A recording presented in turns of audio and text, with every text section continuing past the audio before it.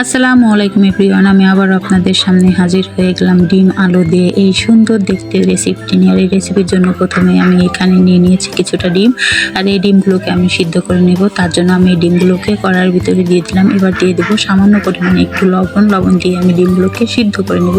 তো দেখেন আমার ডিমগুলো সিদ্ধ হয়ে গেছে। এবার আমি ডিমগুলোকে সুন্দর করে তুলে নিচ্ছি।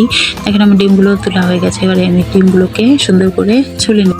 অনেক বাচ্চারাই আছে যে আপনার ডিম আলু অনেক পছন্দ করে খেতে, কিন্তু ভাত খেতে চায় না। সেসব বাচ্চাদেরকে আপনারা এভাবে ডিম দিয়ে আলু দিয়ে রান্না করে দেবেন। তো দেখেন আমার ডিমগুলো ছোলা হয়ে গেছে। এবার আমি কড়াইতে দিয়ে দিলাম তেল, দিয়ে দেবো সামান্য পরিমাণে একটু লবণ আর খুন্তির মাথায় হালকা পরিমাণে একটু হলুদ দিয়ে তেলটাকে আমি ভালো করে গরম করে নেবো। তো দেখেন তেলটা আমার সুন্দরভাবে গরম হয়ে গেছে। এবার আমি এর ভিতরে দিয়ে দেবো ছুলে রাখা ডিমগুলো। এই রান্নাটা আমার 2 ছেলের জন্য রান্না করছি। আমাদের জন্য ডিমটা আমরা আলাদা করে ভুনা করব। তো দেখেন ডিমগুলো আমি সুন্দর করে এর ভিতরে দিয়ে দিলাম। এবার ডিমগুলোকে আমি ভালো করে নেড়ে চেড়ে ভেজে নিচ্ছি। তো আমার ডিমগুলো কিন্তু সুন্দরভাবে ভাজা হয়ে গেছে। এবার আমি ডিমগুলোকে তুলে নিলাম। এবার আমি এর ভিতরে দিয়ে দেবো নুন হলুদ মাখিয়ে রাখা আলুগুলো দিয়ে আমি ভালো করে একদম ভাজা করে ভেজে নেব। আলুগুলো কিন্তু আমার সুন্দর করে একদম ভাজা করে ভাজা হয়ে গেছে। এবারে আলুগুলোকে আমি তুলে নেব। তো দেখেন আলুগুলোকে আমি সুন্দর করে তুলে নিচ্ছি। এই আলুগুলো দিয়ে আর ডিম দিয়ে রান্না করলে কিন্তু খেতে অনেক মজা লাগে। তো দেখেন আমার আলুগুলো তোলা হয়ে গেছে। এবার এই তেলের ভিতরে আমি দিয়ে দেবো পেঁয়াজ কুচি আর দিয়ে দেবো মরিচ কুচি দিয়ে আমি পেঁয়াজটাকে হালকা একটু ভেজে নেব।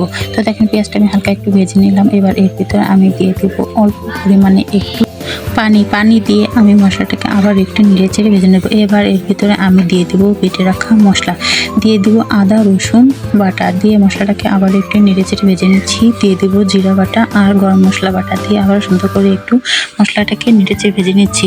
এবার দিয়ে দেবো শুকনো মরিচ বাটা, স্বাদ মতো লবণ আর পরিমাণ মতো হলুদ গুঁড়ো দিয়ে মশলাটাকে আবারও নেড়ে চেড়ে একদম ভাজা করে ভেজে নেব। তো দেখেন মশলাটা আমার সুন্দর করে নেড়ে চেড়ে ভাজা হয়েছে। এবার এর ভিতরে আমি দিয়ে দেবো কেটে রাখা কিছুটা পেঁয়াজগুলি দিয়ে আমি এটাকে ভালো করে আবারও নেড়ে চেড়ে ভেজে নিচ্ছি।